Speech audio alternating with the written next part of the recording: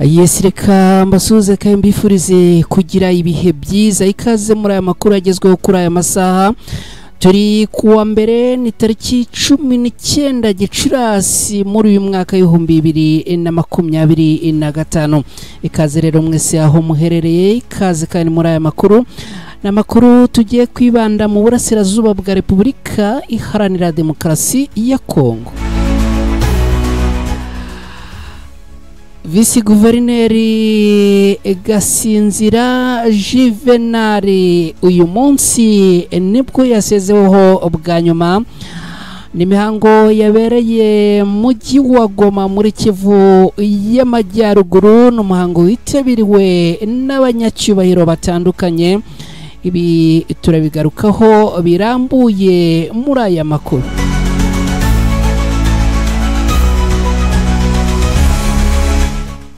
Turababwira kandi ko mu mujyi wa Uvira abarwanyi b'umutwe wa M23 bamaze kwandagaza FARDC n'igisirikare cy'u Burundi FDNB. Ubu magingo yatuvugana bombe zahinduye icyerekezo. Turaza kurebera hamwe uko ibintu byifashe, dore ko isasu rimeze nabi imagingo yangaya.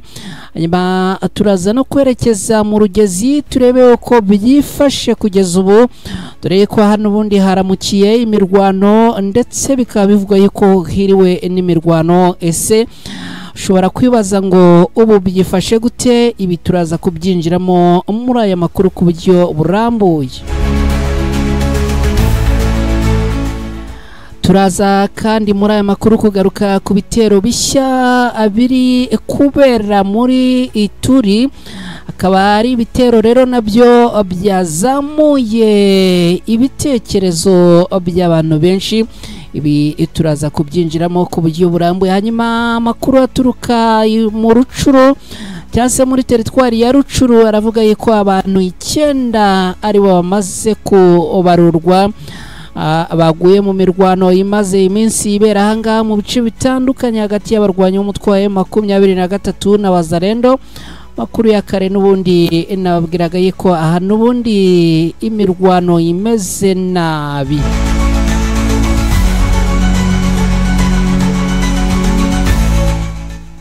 Muri aya makuru kandi turaza kugaruka ku nama y'abahuza mu bibazo bya Repubulika Iharanira Demokarasi ya Kongo. Inama ibaye ku nshuro ya mbere, ikaba ari inama irimo kubera muri Togo. Perezida Nyasimbe ayirimo, ni nawe uyiyoboye. Hanyuma Uhuru Kenyatta wigeze kuba perezida wa Kenya, iyi nama nawe ayirimo. Olusegun Obasanjo wigeze kuyobora igihugu cya Nigeria, iyi nama nawe ayirimo. Turaza rero kugaruka ku byo aba bagabo bombi bavuzeho, ariko nabonye muri iyi nama hari n'abamama abayitabiriye. Ibi rero turaza kubyinjiramo byose hano ku Ibendera TV ku buryo burambuye. Hanyuma inshuti bakunzi bacu mudukurikira, ni munyemerere mbahe ikaze risesuye. Hanyuma abirumvikana niba bamaze kugera hano, nyemerera uterekeho like yawe. Mu gihe uterekaho like yawe kandi ushobora no gusangiza izi nkuru inshuti n'abavandimwe kugira ngo amakuru agere kuri benshi. Hanyuma niba ari ubwa mbere ugeze hano ku Ibendera TV, nyemerera ukore subscribe. Mu gihe ukora subscribe kandi wibuke no gukora kuri ako kantu kameze nk'inzogera, karagufasha cyane, kubera ko mu gihe aya makuru ageze hano ku Ibendera TV tuhita tuyakoherereza utiriwe ufata umwanya wo kujya gushakisha. Mwese rero nizere ko mumeze neza, mwese ni munyemerere mutere agatebe ubundi muntize umwanya ubundi twinjire muri aya makuru. Reka mukanya ngaruke tuyinjiramo ku buryo burambuye.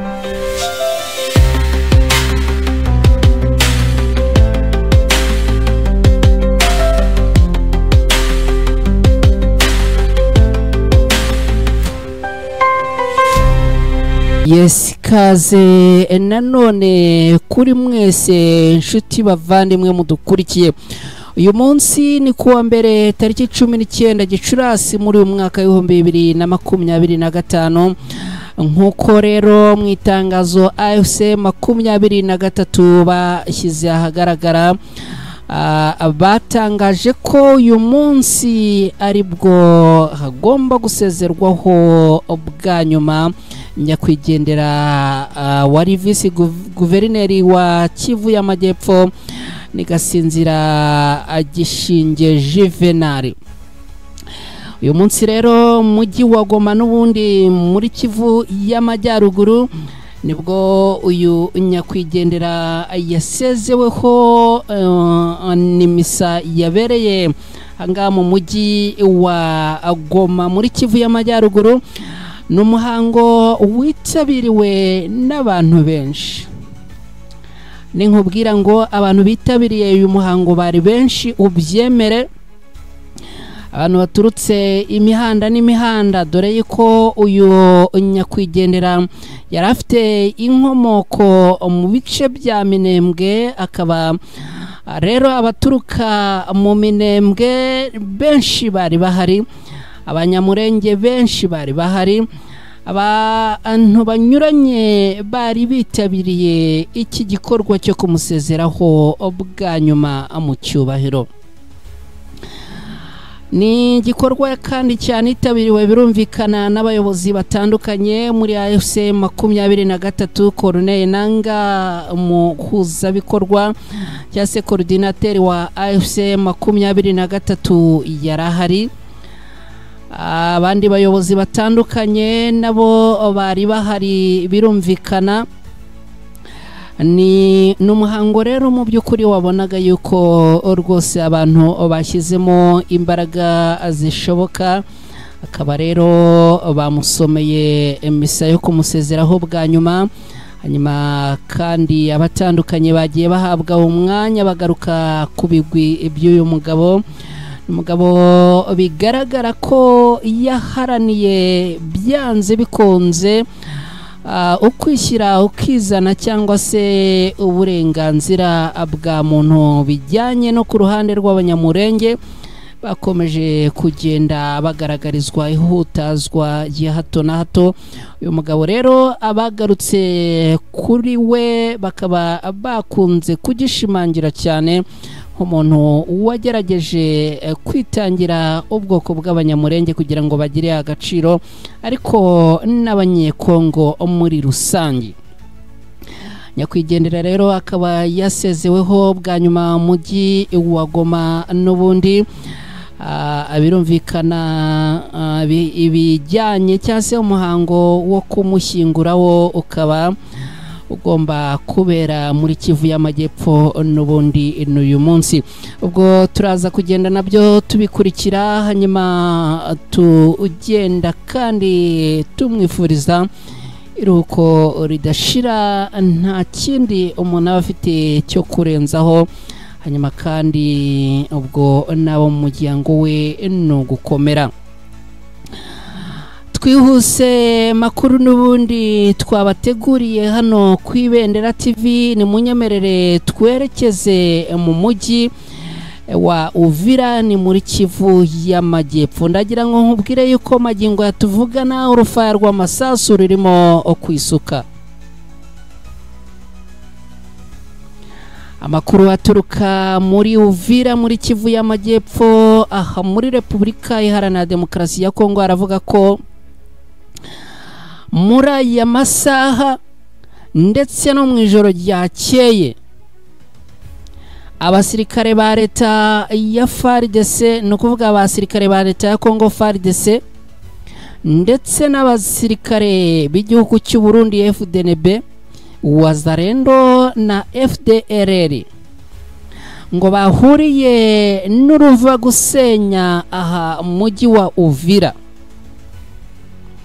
Dore ko ngo ubwo bari muri quartier imwe aha muri uyu mujyi ngo baje gushiduka abisanga arwanyi ba M23 babahururije cyangwa babatabarije.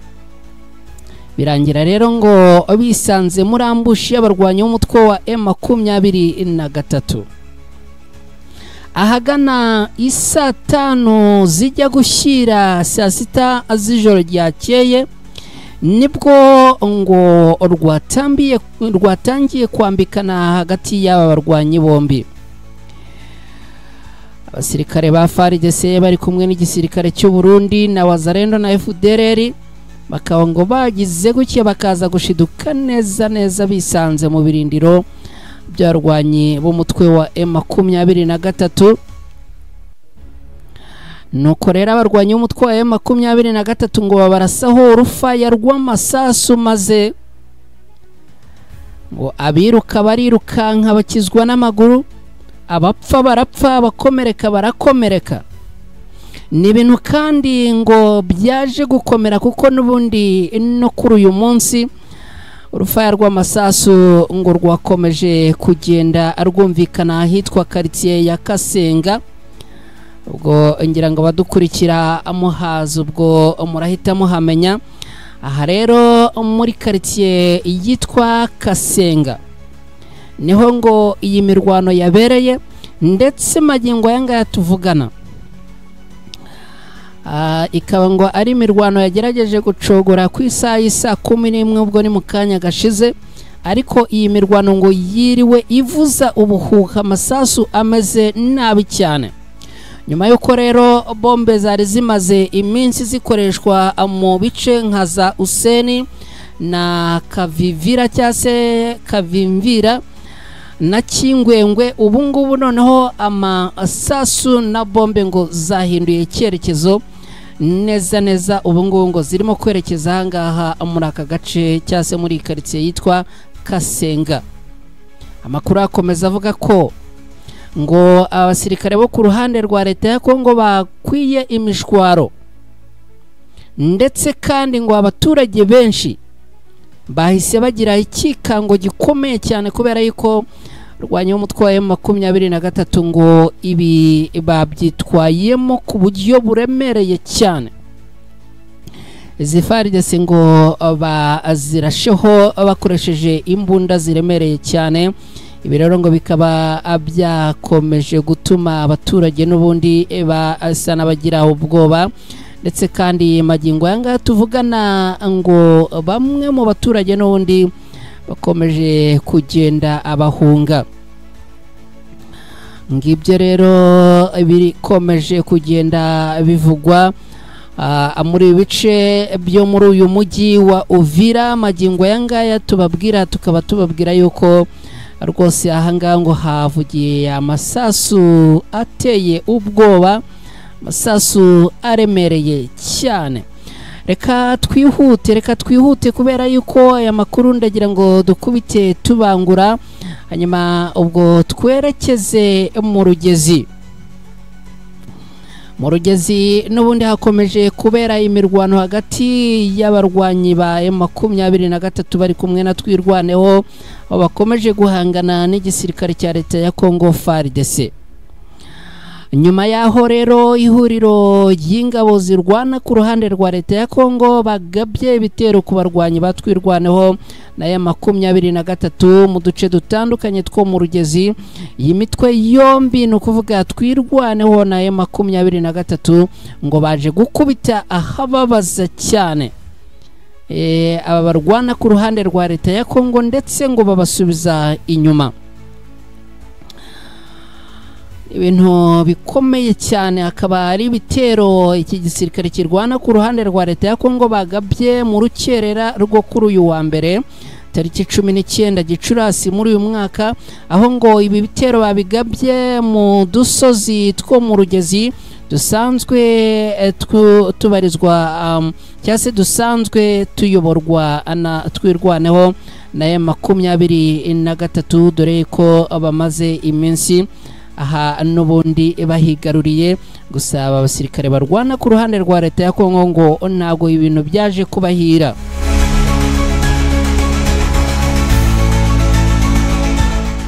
Ibintu rero ngo byabakomeranye ubwo Twirwaneho na M23 ngo babamanuriraho imvura y'amasasu. Iyi Rugezi rero ikaba rwose ngo yabyutse igabwamo ibitero bikomeye cyane.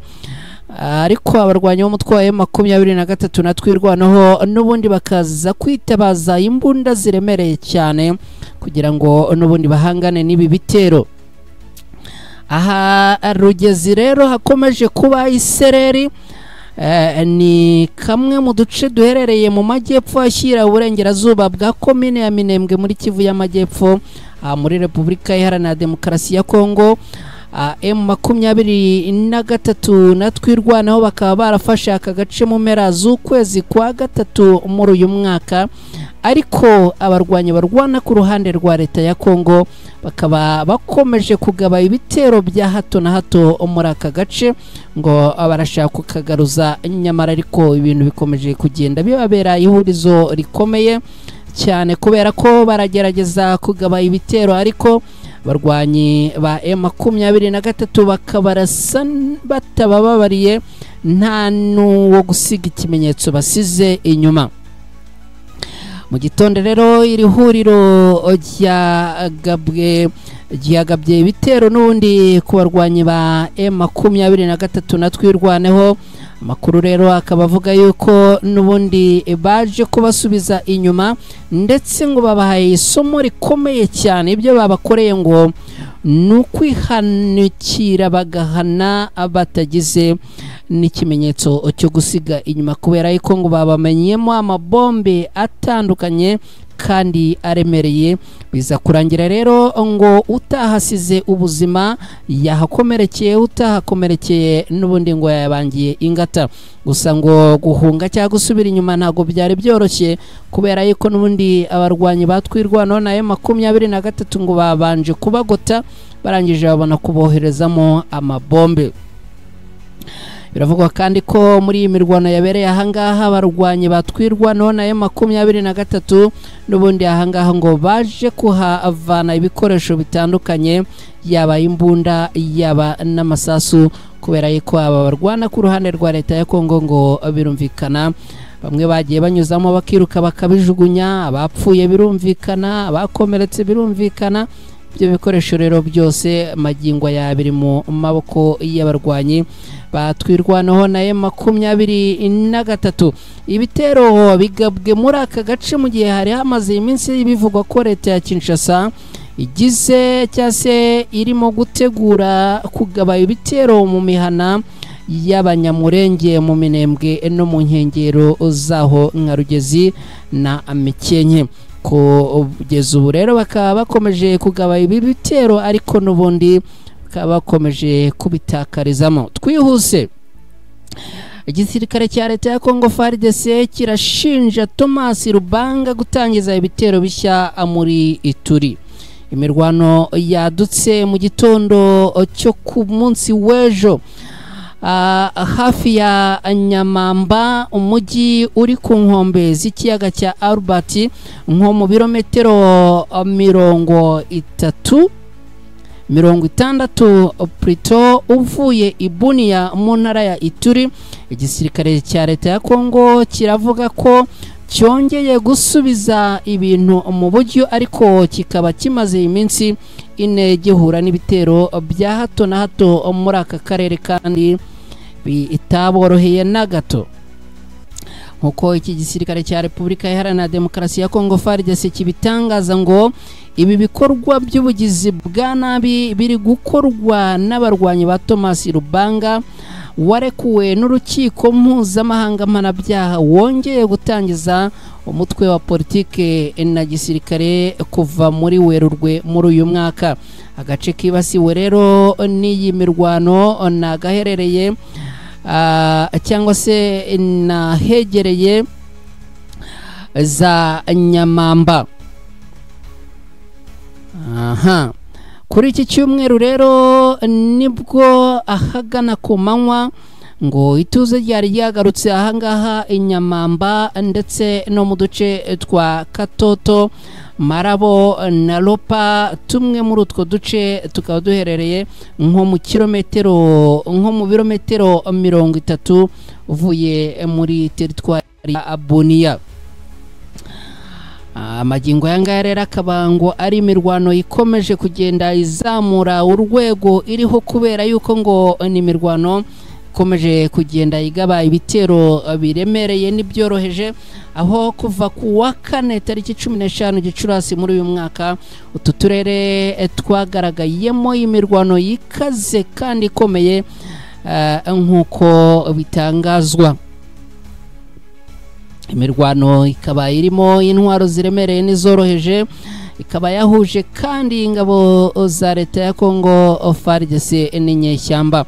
Ku wa gatandatu tariki 17 Gicurasi muri uyu mwaka FARDC yagabye igitero simusiga Europa, igisubizo kibonwa ko cyari gikomeye na societe civile yaho ngaho, dore yuko ngo ari igitero n'ubundi bagabye bihanukiriye.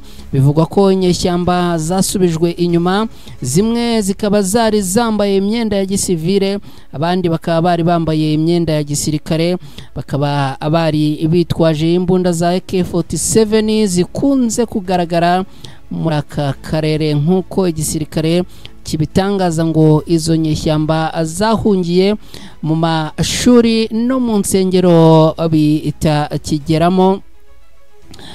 bitakigirwamo cyangwa se izi nsengero n'aya mashuri ngo ibyo bahungiyemo n'ibitakigerwamo n'abantu nyuma yo guhunga kw'abaturage batandukanye. Nk'uko FARDC bivuga ngo abategetsi ba gisirikare barashinja ihuriro CRP Zaire kuba inyuma y'ibitero bayobowe na Thomas Rubanga. Uyu yahoze ari umuyobozi w'umutwe wa UPC wahamijwe ibyaha n'urukiko mpuzamahanga mpanabyaha, kuri ubu ngo yaba ari mu gihugu cya Uganda. Ibyo rero ibijyanye n'ibitero n'ubundi byakomeje kuvugwa ahangaha. Hanyuma ni munyemerere twihuse n'ubundi tugaruke ku mirwano yabereye muri teritwari ya Rucuro, dore ko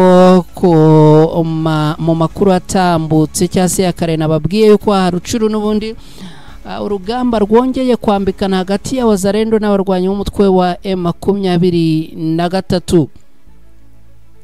Magingo yatuvugana abantu bagera ku 9 bose kandi b'abasivile nibo bimaze kumenyekana ko baguye muri iyi mirwano irimo kubera ahangaha muri teritwari ya Rucuro hagati y'abarwanyi ba M23 na Wazalendo. Abangaba rero ngo bakaba bakomeretse abandi bagapfa. Ni imirwano ngo yumvikanyemo imbunda ziremereye.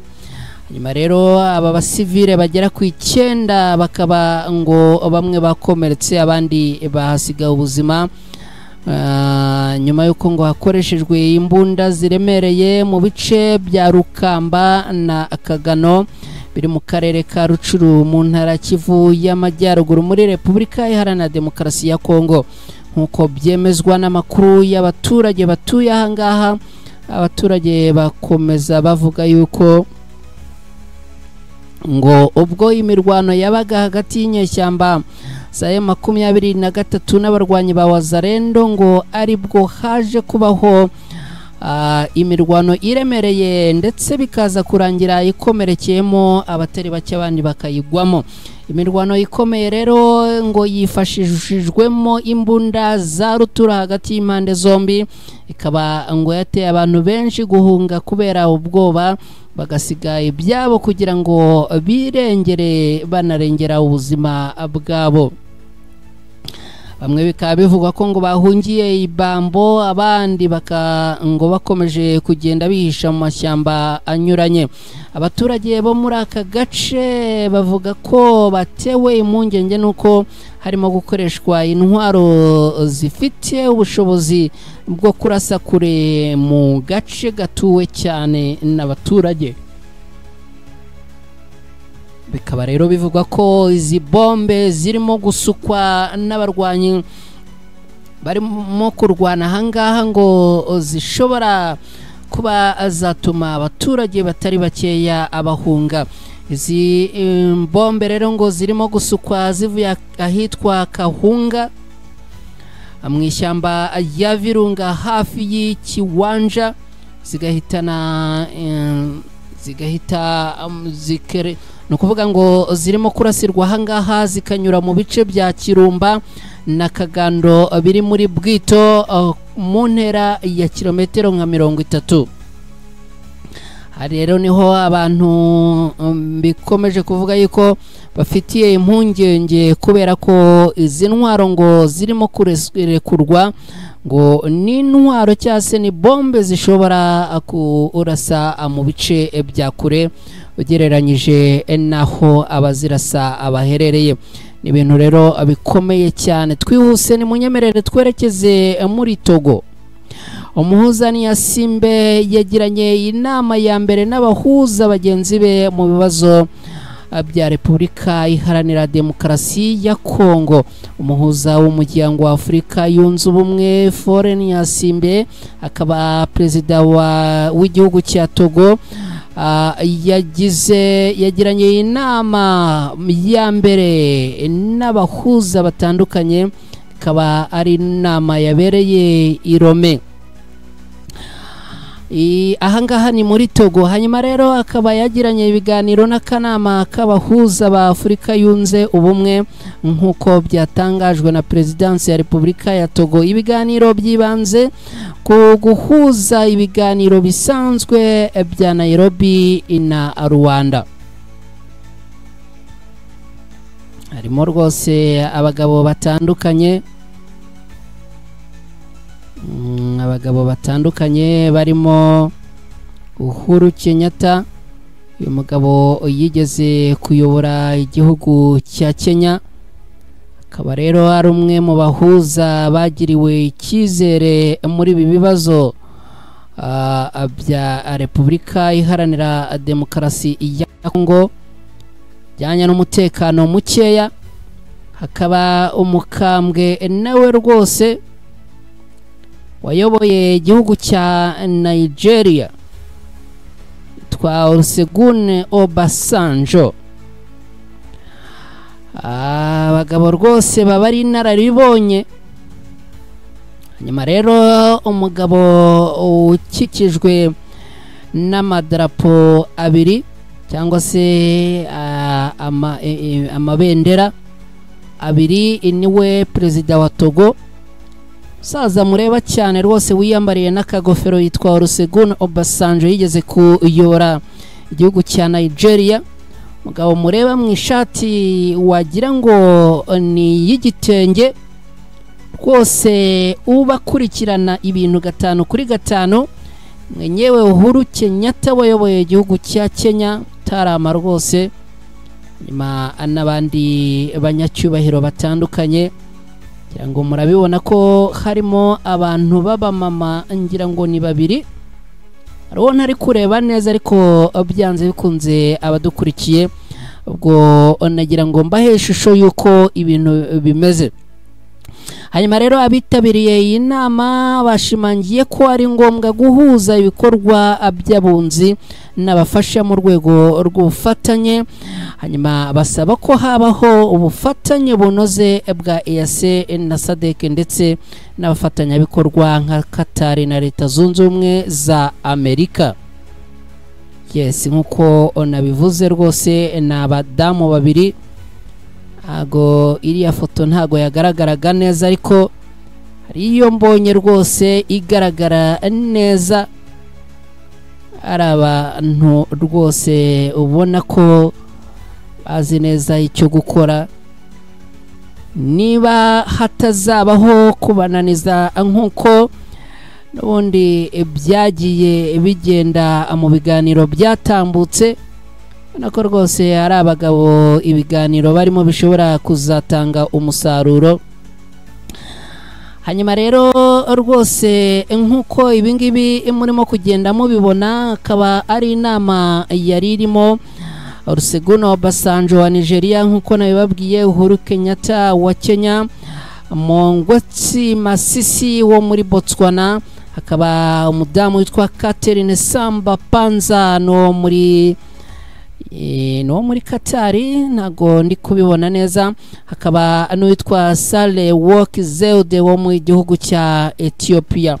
Ngibyo rero ibijyanye n'iyi nama yaba abayobozi. Ubwo nizere yuko mwese komeza kugenda mugubwa neza. Ni nako kandi twerekeje ku musozo w'aya makuru twagarukagaho kuri aya masaha. Mbashimira cyane mwese aho muherereye hose, ndabifuriza kugira ibihe byiza, ariko ambibutsa guterekaho like yanyu niba bamaze kugera hano.